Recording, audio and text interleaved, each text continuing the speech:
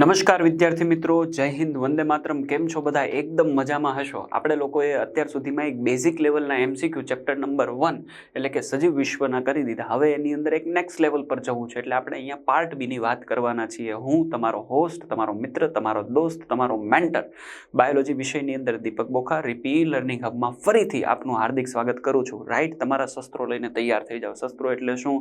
એક બાજુ પુસ્તક મૂકી દો, એક બાજુ પેન પકડી લો અને એક બાજુ ચોપડો રાખો. રાઈટ, અને સવાલની વણઝાર માટે તૈયાર. અને આ તમારી સ્ક્રીન પાસે પહેલો સવાલ તમને અહીંયા દેખાય છે, પ્રાણીઓના વર્ગીકરણમાં સૌથી નિમ્ન કક્ષા કઈ? ઇમ્પોર્ટન્ટ સવાલ છે, તમારે યાદ રાખવાનો છે અને તમે આને સોલ્વ કરી શકશો. જો હવે આપણે જે પહેલો આખો ફેઝ પાર્ટ એ સોલ્વ કર્યો છે ને, એના આધારે તમે આ એમસીક્યુને આરામથી સોલ્વ કરી શકશો, કેમ કે ક્યાંક ને ક્યાંક આ બધી વસ્તુઓ રિપીટ થાય છે. પ્રાણીઓના વર્ગીકરણમાં સૌથી નિમ્ન કક્ષા ગોતવાની છે. હવે તમને બધાને ખબર છે, અહીંયા કક્ષાઓની વાત કરી છે. ટોટલ કેટલી કક્ષા? તો આપણે 7 સ્ટેજ બોલીએ છીએ. 7 સ્ટેજ ક્લાસિફિકેશન. શું બોલાય? 7 સ્ટેજ ક્લાસિફિકેશન. કઈ 7 સ્ટેજ ક્લાસિફિકેશન? તો દીપક સરે શીખવાડી છે. જા, પાર્થ, કૃષ્ણ, ગોપાળ, વસે, ત્યાં, જા. રાઈટ, આપણે ત્યાંને સાઈડમાં લખતા હતા. સૌથી ઉપર કોણ આવે? તો આપણે એને કહીએ છીએ સૃષ્ટિ આવે. સૌથી ઉપર કોણ આવે? તો કે સૃષ્ટિ આવે. જા ઉપરથી કોણ આવે? તો કે જાતિ. પા ઉપરથી પ્રજાતિ. ચાલો બોલતા જાઓ. પછી પછી પછી અને જો વનસ્પતિ હોય તો શું કહેવાનું?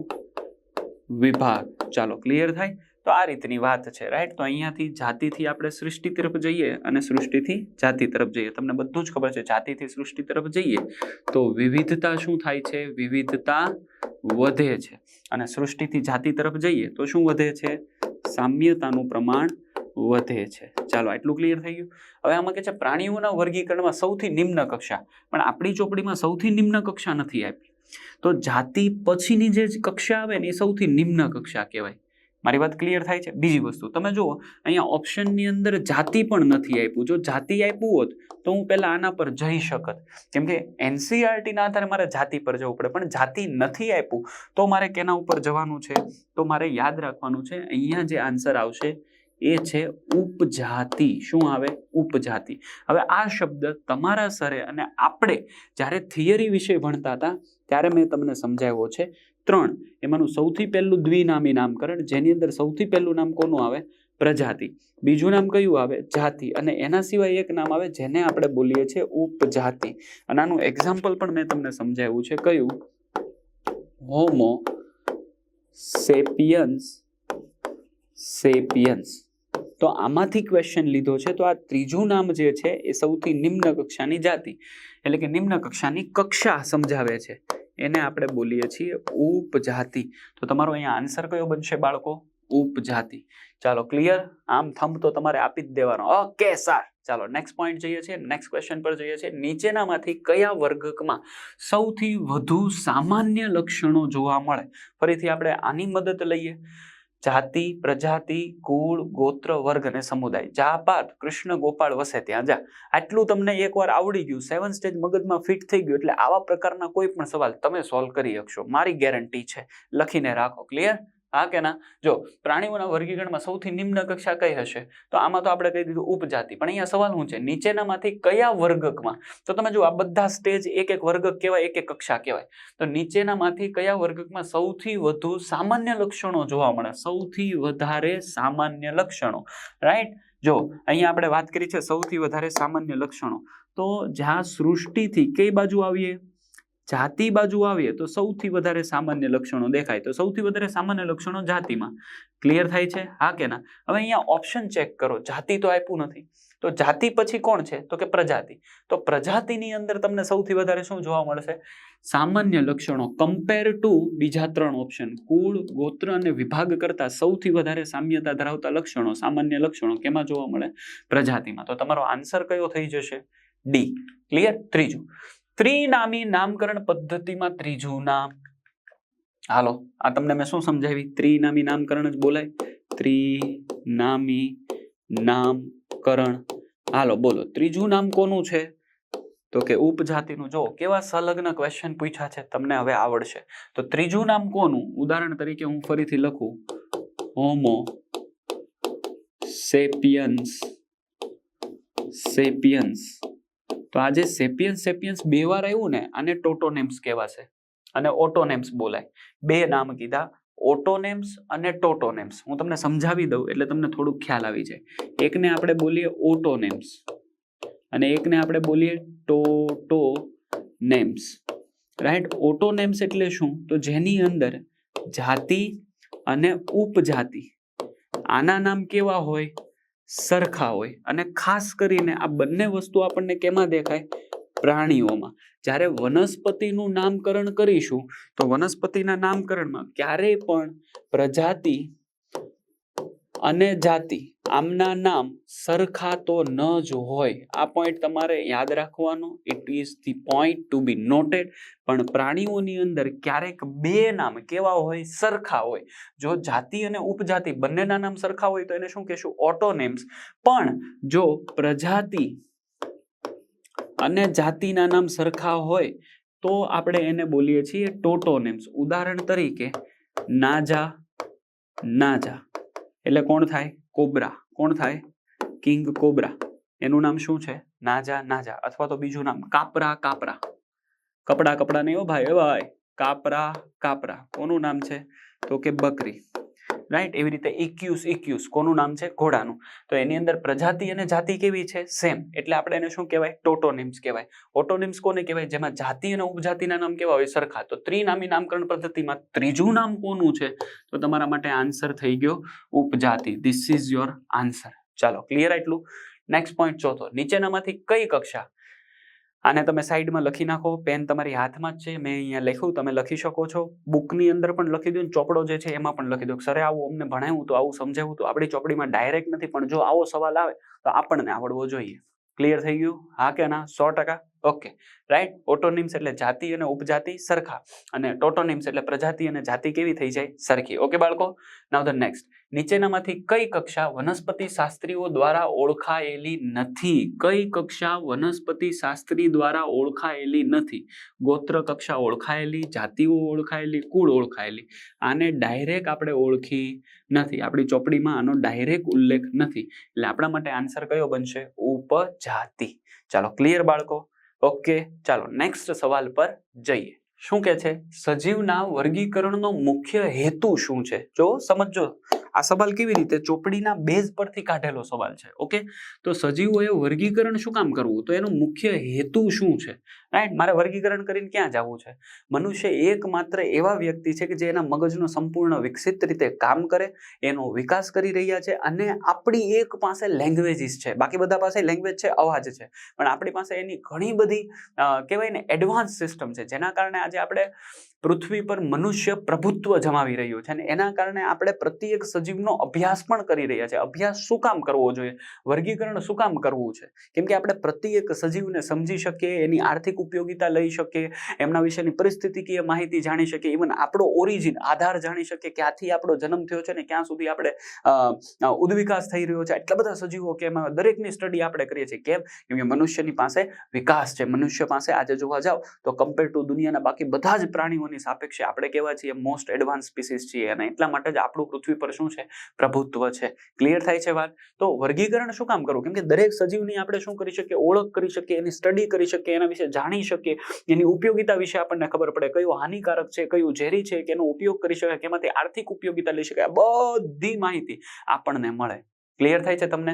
તો જો ઓપ્શન આપ્યો છે સજીવોના ઉત્ક્રાંતિના પુરાવા આપવા માટે વર્ગીકરણ કરવું પડે, નહીં, પણ વર્ગીકરણના આધાર તરીકે આપણે એની ઉત્ક્રાંતિને લઈ શકીએ. ઓકે, પોઈન્ટને સમજજો. બીજું, સજીવોની ઓળખને સરળ બનાવવા માટે, હા, આ હોઈ શકે. આ ઓપ્શન એવો છે કે ભાઈ ઓળખ મારી પાસે હશે તો હું વર્ગીકરણનો મુખ્ય હેતુ એની ઓળખને આપણે શું કરી શકીએ? સરળ બનાવી શકીએ. સજીવની ઉત્પત્તિ ખાલી વર્ગીકરણથી સમજી શકાશે નહીં. અને વિવિધ સજીવોને નામ આપવા માટે નહીં. નામ તો આપણે એમ પણ આપતા હોઈએ. આપણે ત્યાં શેરીમાં રખડતું કૂતરું હોય, ખહુરિયું, તો આપણે એમનેમ જ કહેતા હોઈએ. હા કે ના?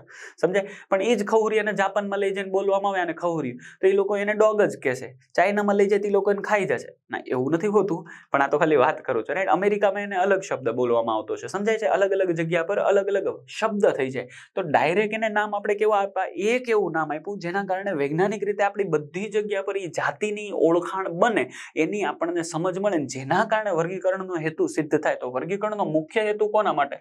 સજીવોની ઓળખને સરળ બનાવી એના પ્રત્યેક પાસાને ચકાસીને એનો અભ્યાસ કરવા માટે. ક્લિયર થઈ ગઈ વાત? તો આવો સવાલ ઉલટફેર પણ આવે તો તમને આવડવો જોઈએ. તો સર આનો આન્સર કેના પર જશું?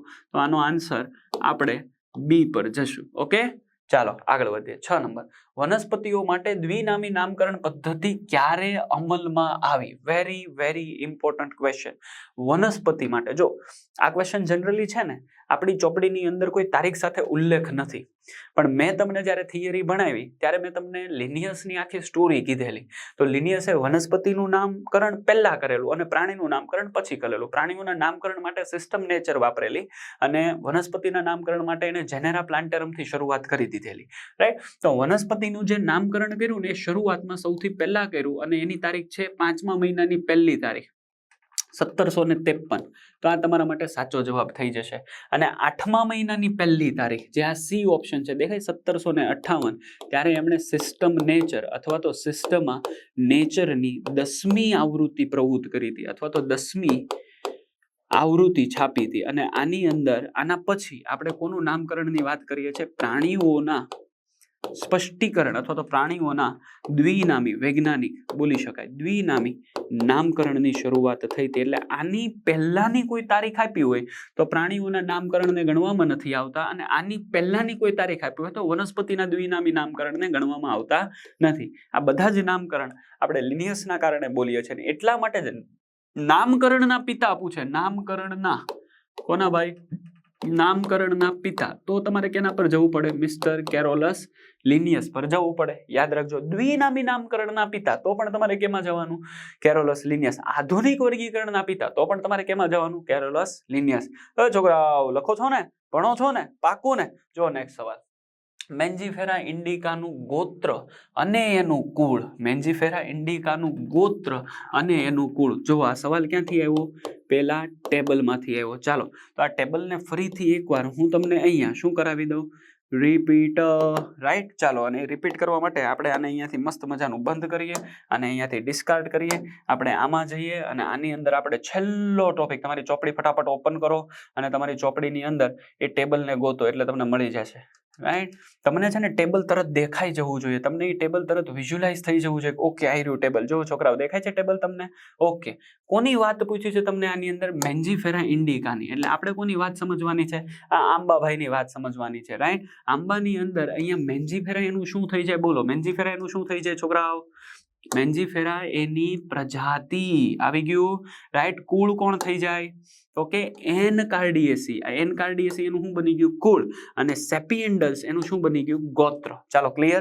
કુળ કયું થઈ ગયું? એનકાર્ડિયેસી. ને ગોત્ર કયું થઈ ગયું? સેપિએન્ડલ્સ. હાલો, ઘરમાખીની વાત કરે તો એમાં તમને વર્ગ પૂછે તો કોણ છે? કીટક.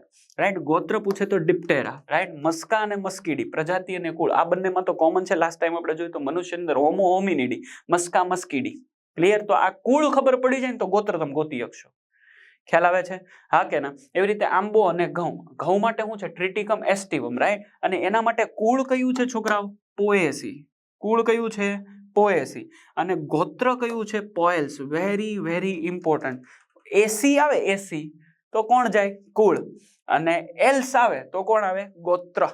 એલ્સ ગોત્ર અને એસી એટલે કોણ? કુળ. જો યાદ રાખજો, તમે કોઈ પણ શોર્ટકટ કી મારો, તમને ટેબલ આવડવું જોઈએ. આપણે આ ટેબલથી મતલબ છે. ખ્યાલ આવ્યો તમને? હલો, હા કે ના? Very good. રાઈટ? તો ચાલો બેક ટુ અવર ટોપિક. હવે તમને આનો આન્સર આવડવો જોઈએ, મારે તમને કહેવાની જરૂર નથી. મેન્જીફેરા ઇન્ડિકાનું ગોત્ર અને એનું કુળ ખાલી જગ્યા છે. રાઈટ? તો પોએલ્સ અને પોએસી અથવા તો પોએસી અને પોએલ્સ એ કોનું હતું સાહેબ? ઘઉંનું હતું. જો અહીંયા કોનું હતું? ઘઉંનું. તો આ બે ઓપ્શન તો અહીંયાથી નીકળી ગયા, કેમ કે આ કોનું હતું? તો કે ઘઉંનું હતું. હવે વધ્યા ક્યાં બે ઓપ્શન? એનકાર્ડિયેસી અને સેપિએન્ડલ્સ. ખાલી તમને આ એક આવડે કે સેપિએન્ડલ્સ કોણ છે? ગોત્ર છે. સેપિએન્ડલ્સ કોણ છે છોકરાઓ? ગોત્ર. તો તમને બધું આવડી જાય. હવે ગોતો અહીંયા ગોત્ર, અને ગોત્ર માટે સૌથી પહેલો ઓપ્શન કોણ? એન્ડલ્સ. અને કુળ એનું કયું થઈ ગયું? એનકાર્ડિયેસી. તો આ તમારો શું થઈ ગયો છોકરાઓ? આન્સર. ક્લિયર? હા કે ના?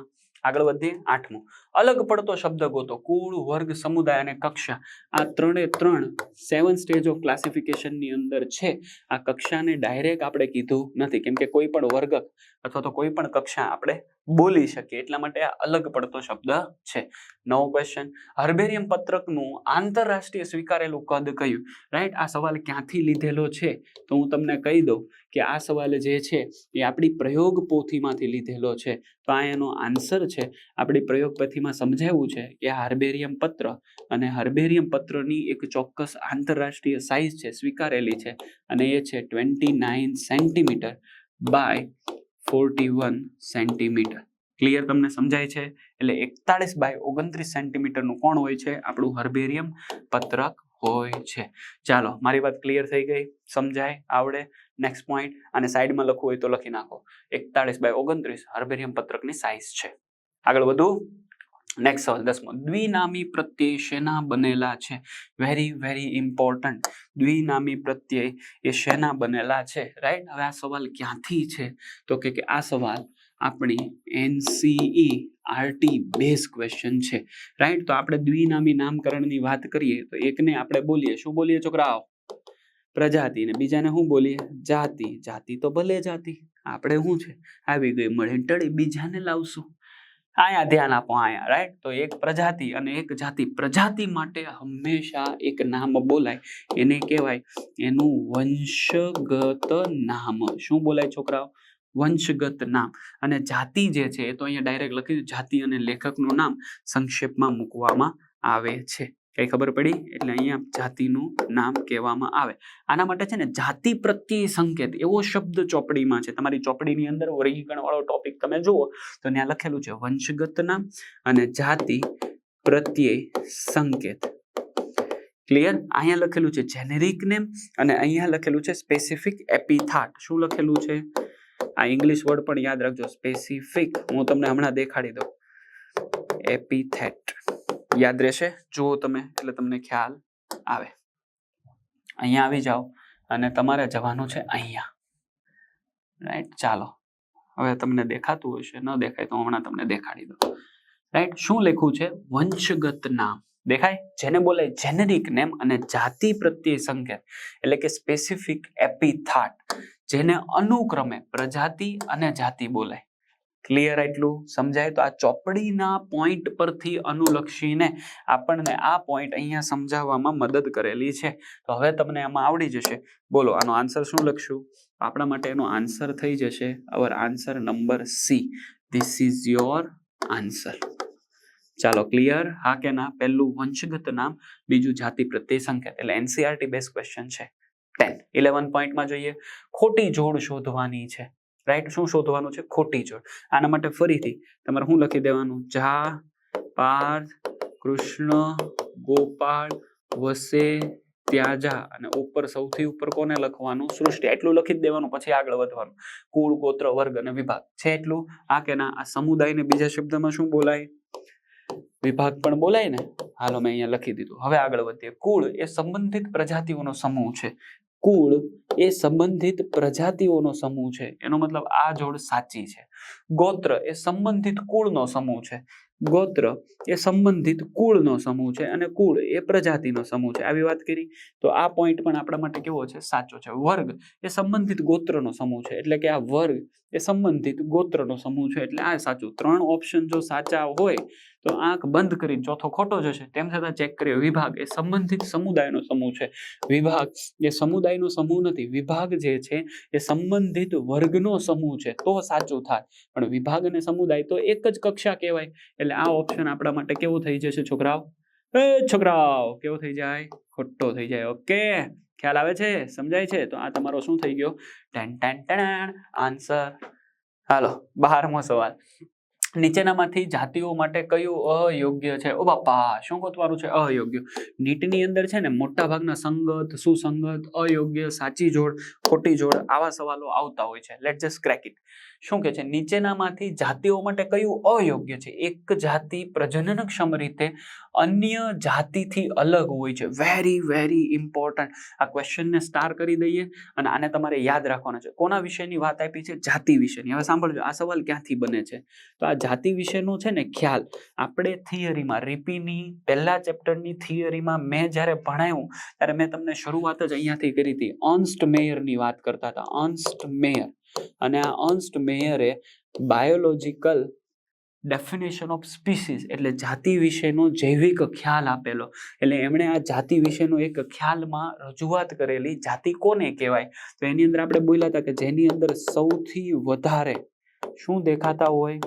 સામ્યતા દેખાતી હોય, રાઈટ? એવા સજીવોનો સમૂહ પ્લસ કે જે એકબીજા સાથે શું કરી શકે? એકબીજા સાથે આંતર પ્રજનન અથવા તો પ્રજનન કરી શકે. અને શું પેદા કરે? પ્રજનનક્ષમ નવી જાતિ પેદા કરે અથવા તો જાતિ પેદા કરે કે પોતાના સજીવનું અસ્તિત્વ જાળવી રાખે, તો જ આપણે એના સમૂહને શું કહેવાય? જાતિ કહેવાય. આવું કોણે કીધું હતું? મિસ્ટર અર્ન્સ્ટ મેયરે આ વાત કરેલી છે. ક્લિયર થયું? ફરીથી જાતિ વિશેનો બહોળો ખ્યાલ કોણે આપ્યો હતો? અર્ન્સ્ટ મેયરે. શું કીધું? સૌથી વધારે સામ્યતા ધરાવતા એકબીજા સાથે આંતર પ્રજનન કરી શકે. અમેરિકા રહેતા હોય, જાપાન રહેતા હોય, ચાઇના રહેતા હોય કે ભારતમાં રહેતા હોય, અને પ્રજનનક્ષમ નવા સજીવોનું ઉત્પન્ન કરી શકે. એટલે કે એની જાતિનું અસ્તિત્વ શું કરી શકે? અસ્તિત્વ ટકાવી શકે. તો આપણે એને શું કહેવાય છે? જાતિ કહેવાય છે. હવે આ જાતિના ખ્યાલને લઈને તમે આ સેન્ટેન્સ જુઓ એટલે તમે આન્સરને ક્રેક કરી શકશો. એક જાતિ પ્રજનનક્ષમ રીતે અન્ય જાતિથી અલગ પડે. હા, તો આ એક જાતિ જે છે એ અન્ય જાતિથી, ઉદાહરણ તરીકે પેન્થેરા લિયો એ પેન્થેરા ટાઇગ્રીસથી કેવી છે? અલગ છે ને ભાઈ. આ બંને જાતિ એકબીજાથી અલગ છે એટલે આ સેન્ટેન્સ સાચું છે, રાઈટ? આપણે શું ગોતવાનું છે? અયોગ્ય ગોતવાનું. બીજું, એક જાતિના સભ્યો વચ્ચે ભિન્નતા હોઈ શકે છે. હા હોય, રાઈટ? આપણે મનુષ્ય હોમોસેપિયન્સ સેપિયન્સ તેમ છતાં આપણા બધાની અંદર શું જોવા મળે? થોડી પોલીમોર્ફિઝમ, રાઈટ? ભિન્નતા જોવા મળે છે. એટલે આ સેન્ટેન્સ પણ કેવું છે? સાચું છે. શું કામ જોવા મળે? લિંગી પ્રજનન ચેપ્ટર નંબર 10 11મું ધોરણ અર્ધીકરણની પ્રક્રિયા. એની અંદર કેની અંદર જવાનું આપણે? તો કે પૂર્વાવસ્થા 1 એની પેકેટીન અવસ્થા ને જેની અંદર શું થાય? વ્યતિકરણ ને જેના કારણે થઈને પ્રતિ એક સજીવ એ બીજા સજીવથી પ્રતિ એક જ જાતિના રહેલા સજીવો વચ્ચે પણ શું જોવા મળે? ભિન્નતા જોવા મળે. ક્લિયર? એક જાતિના સભ્યો પ્રજનન કરી શકે. હા, એ જાતિના સભ્યો એકબીજા સાથે પ્રજનન પણ કરી શકે. તો આ ત્રણેય સેન્ટેન્સ યોગ્ય છે.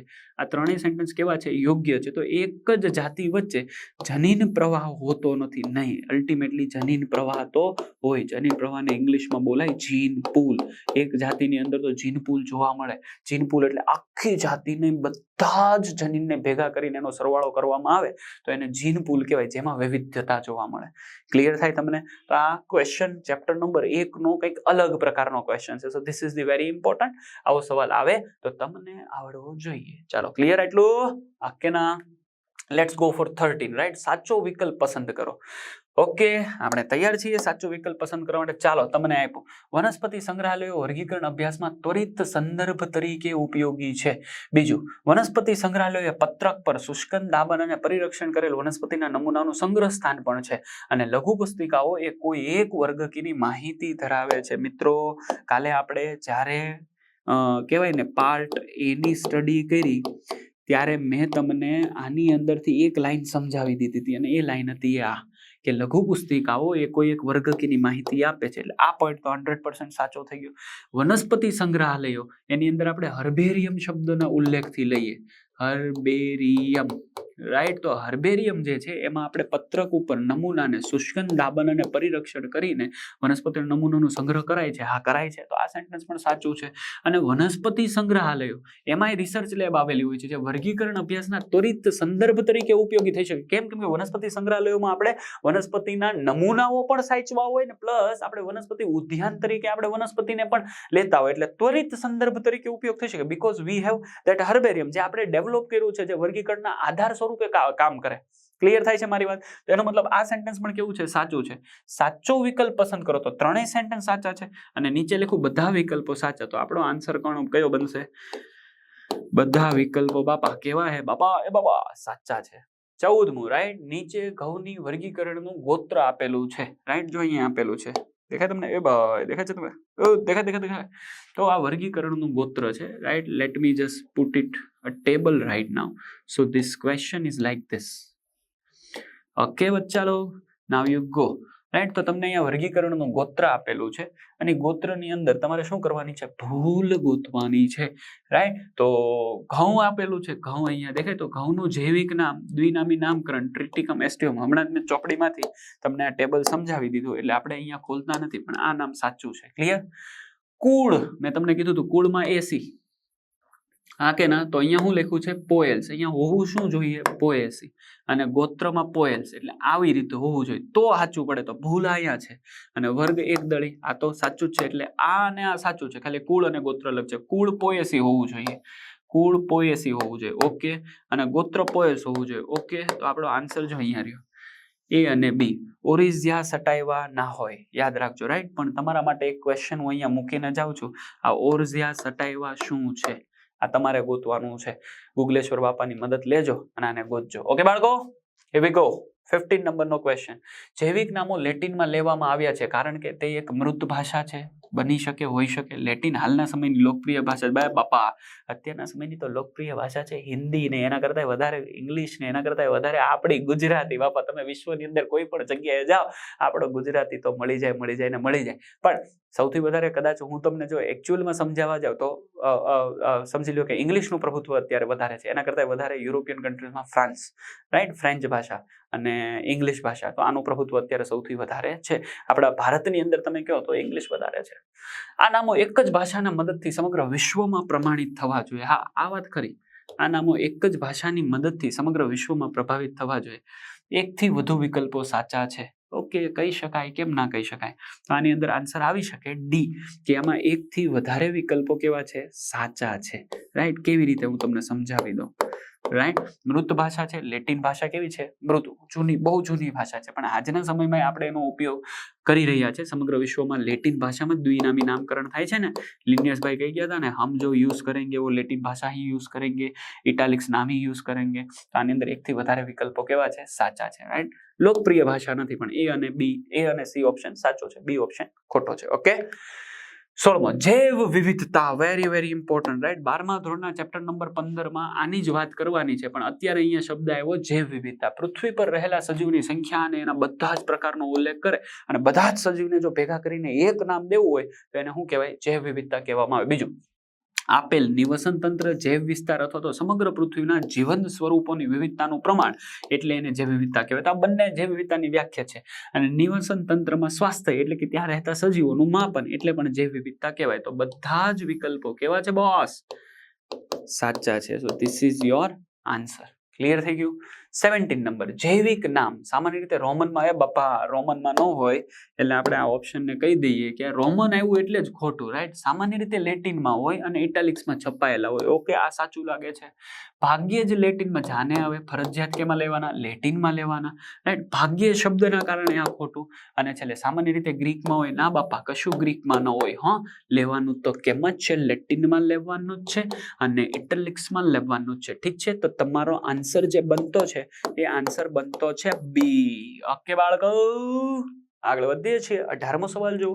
વન્ય પ્રાણીઓને ખાલી જગ્યામાં રાખવામાં, તમારે રાખવા હોય ને રાખો, અમારે હું એમ નહીં, ચોપડી શું કે છે એ પ્રમાણે જવાનું. હો ભાઈ, તો કે વન્ય પ્રાણીઓને ક્યાં રાખવામાં આવે છે, ખાલી ઉદ્યાન નહીં, ત્યાં તો આપણે આટો મારવા જઈએ, રાઈટ. વનસ્પતિ ઉદ્યાન, ત્યાં પણ સર અમે જઈએ. મ્યુઝિયમ, ત્યાં પણ સર અમે જઈએ. પ્રાણી ઉદ્યાનમાં આટો મારવા જઈએ, પણ ત્યાં રાખવામાં કોને આવે, તમને નહીં, પ્રાણીઓને. ક્યાં રાખવામાં આવે, પ્રાણીઓને રાખવામાં આવે. ચાલો, ક્લિયર, સિમ્પલ સવાલ છે, ફોરવર્ડ કરી દઈએ, આગળ વધીએ છીએ. 19, પ્રાણીઓની વિવિધતા વનસ્પતિની વિવિધતા કરતા કેટલી, વેરી ઇમ્પોર્ટન્ટ સવાલ, તમારે યાદ રાખવાનું છે. 2.4 જેટલી. કેટલી છે બાળકો, 2.4, and your answer is here, right. So this is your answer. Okay બાળકો, પ્રાણીઓની વિવિધતા વનસ્પતિની વિવિધતા કરતા 8 ગણી વધારે છે. ક્લિયર. આ ઇકોલોજીમાંથી લીધેલો સવાલ છે, but you have to remember now also. 20મું, સંબંધિત પ્રજાતિઓના સમૂહને શું કહેવાય, સંબંધિત પ્રજાતિઓનો સમૂહ. સિમ્પલ છે, જા, પાર્થ, કૃષ્ણ, ગોપાળ વસે ત્યાં જા. તો જાતિનો સમૂહ એટલે પ્રજાતિ, ને પ્રજાતિનો સમૂહ એટલે કુળ. બોલો, આન્સર મળી ગયો. કેટલું ઈઝી છે, જો એક વસ્તુ આવડે તો તમને બધું જ આવડે. ઓકે. 21, નીચેનામાંથી કયા વર્ગકમાં સૌથી વધુ સંખ્યામાં સજીવોનો સમાવેશ થતો હોય. અગેન શું કરવાનું, જા, પાર્થ, કૃષ્ણ, ગોપાલ વસે ત્યાં જા, ને સૌથી ઉપર કોણ, સૃષ્ટિ. તો તમે જુઓ, સૌથી વધારે સજીવો ક્યાં હોય, સૃષ્ટિમાં. પણ સૃષ્ટિ ઓપ્શન નથી, તેની નીચેનો ઓપ્શન જોવાનો, સ ઉપરથી શું બોલાય, સમુદાય, અથવા તો શું બોલાય, વિભાગ, રાઈટ. સમુદાય આપ્યું છે ક્યાંય, ઓકે, પણ વિભાગ આપ્યું છે, દેખાય તમને. તો તમારા માટે આન્સર કોણ થઈ જાય, વિભાગ. કોણ થઈ જશે બાળકો? વિભાગ ઇઝ યોર આન્સર. ચાલો ક્લિયર.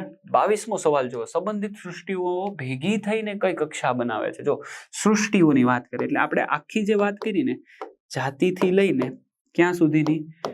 સૃષ્ટિ સુધીની. તો આ જે સૃષ્ટિ જે છે આવી ઘણી બધી સૃષ્ટિઓ ટોટલ આપણે વિટેકરના આધારે જોવા જઈશું ભવિષ્યમાં ત્યારે આપણે 5 સૃષ્ટિની વાત કરશું.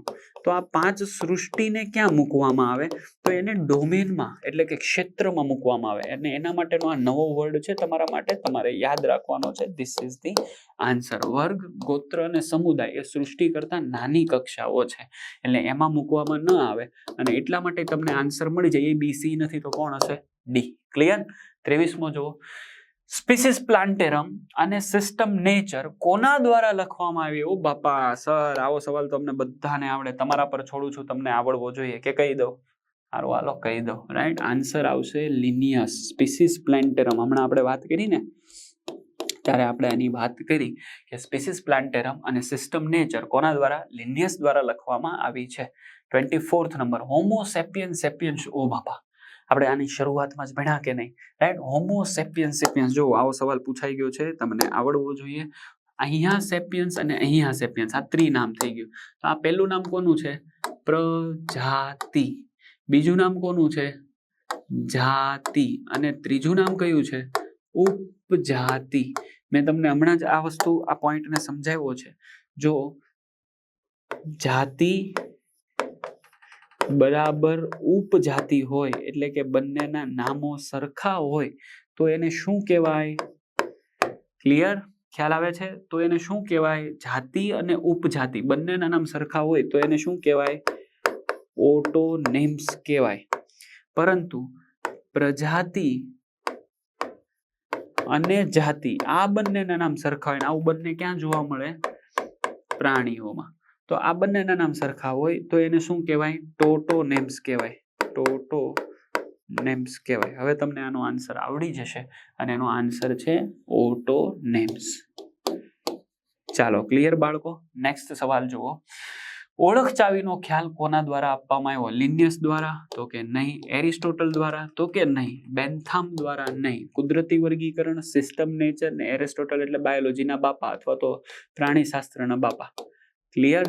બાયોલોજી અને પ્રાણીશાસ્ત્રના બાપા. તો વધ્યું કોણ? જ્હોન રે. તો ઓળખ ચાવીની વાત કરવા વાળા વ્યક્તિ એટલે તમારે યાદ રાખવાનું છે મિસ્ટર જ્હોન રે. ઓકે બાળકો. તો અહીંયા તમને ખૂબ મજાનું નાનકડું એવું થેન્ક યુ. હવે આ જ પોર્શનનો આપણે નેક્સ્ટ ફેઝ લેવા જઈ રહ્યા છીએ નવા પોઈન્ટ સાથે. ફરીથી મળીશું. જય હિન્દ, વંદે માતરમ.